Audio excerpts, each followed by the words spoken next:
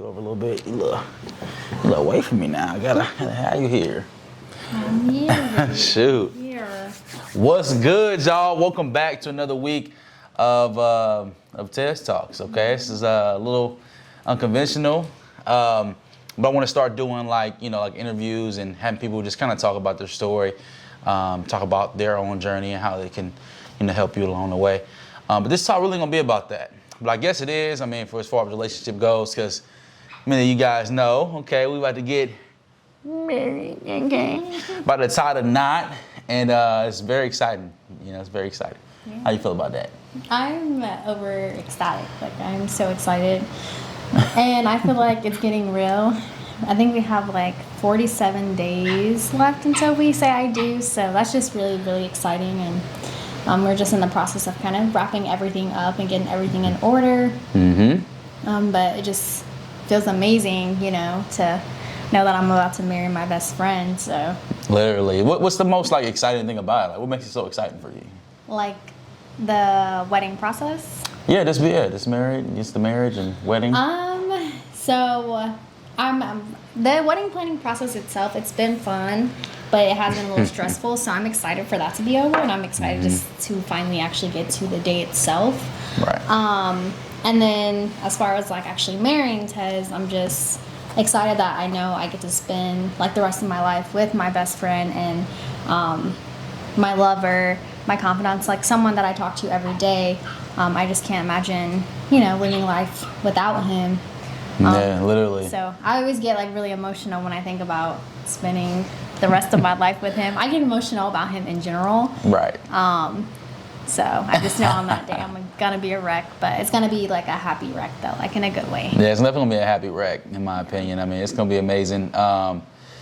What is I would say what is something that kind of made you what was something that you he's the one? What is something that So for me, it was just because I felt like you understood me, and you understand me.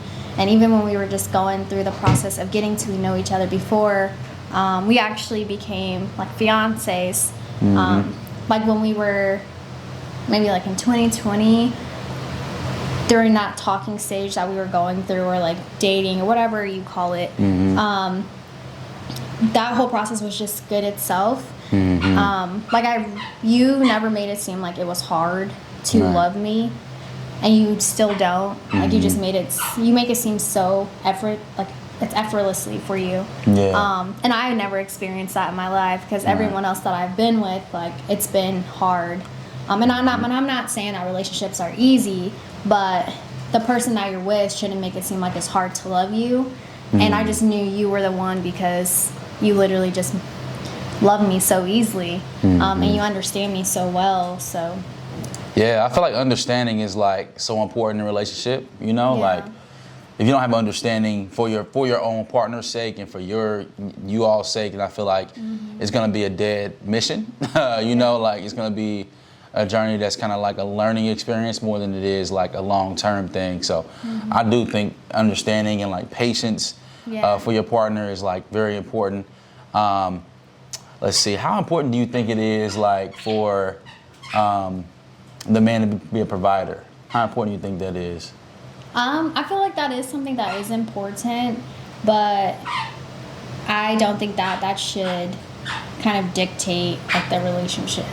Got you. Yeah, big facts. Yeah. Why do you feel like it shouldn't dictate the relationship? Go further into that. So I feel like that because, say if you get with someone, and they're not wealthy, they're not rich, but this is genuinely a good person.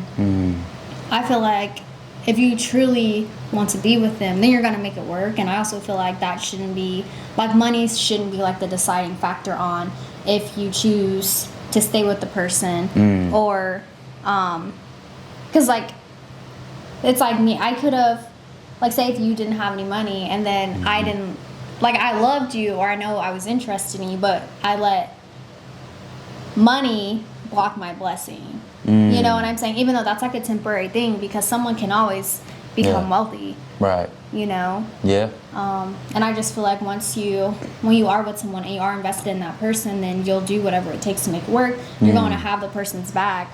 Like if you don't got it, then I got it for you. You know what I'm saying? So I just feel like that's just me personally. Yeah. That's just how perfect. I am as a significant other. But you know, not everyone has their own personal opinions about it. But me personally, like I just. Yeah. I love that about you. So I think it's not as important as the world kind of makes us, you know, kind of makes us believe. It's like, yes, the man has to be a provider. He has to be the guider. Yes, but if if he's, needs to be picked up, the woman needs to be there to like pick him back up in that same breath. You know what I'm saying? Like when I first met you, I wasn't the best off financially. I mean, yes, I knew about how to handle money, but there was times where even when I was with you, I was going, $20 for the next 2 weeks. You know what I'm saying? You didn't know that. Of course, I was using credit, okay? Went into a lot of debt, but, then understanding how understanding you were in the process of, being with someone. One of the things that really stood out for me, for you, from you. So that's huge. And I would also have to say is if you do know too, like that the man is putting in effort and trying, and like you're trying to overcome like the current circumstance that you're in financially, then as the woman, like being with someone, I feel like you should be able to be there to lift up your partner, especially if like you're legitimately trying, And I feel like a lot of days that doesn't happen just because people want to get in a relationship, but it's like really for all the wrong reasons, whether it's like with someone just because they have money, or not staying with someone because they don't have money, or because just like the dates or where they're going, or like all of that. Sorry, our dog just fell, but Yes, I mean, listen, I'm so excited to spend the rest of my life with you and marry you, and it wasn't for the looks. It was for the looks were definitely there, but it was mainly because of your heart. You know what I'm saying? I feel like if we follow our hearts over our minds, same thing as if we were like going to like if we're having a big meal, right? If we see something on the menu, like I want that, I want that, I want that. So you're thinking with your eyes more so than you are with your stomach. You know what I'm saying? And I feel like, for me, I was always intrigued by people's looks rather than what was inside. So it was kind of like a awkward balance. But for you, of course, I learned myself before finding you, and I realized the most important things are within us. So, that's important. It's important to have, that heart and head, collaboration, because if you don't have that, then ultimately you're going to be giving up something in return, and it may be for the worse. It may be for lust over love, So I just wanted to, I'm glad that you're, into, doing the talk with me, doing it like a little interview thing with me. More in the future for sure. We got some dinner on the stove, and I don't want it to burn, okay? So I'm going to let my baby go ahead and handle that. But this is the TezTalk for the week. Thanks so much for continuing to support us. Continue to support the channel and the brand, right? I mean, it's going to be an amazing time this year to shed light on other people and their story to help bring value to you guys. So that's been the TezTalk for the week.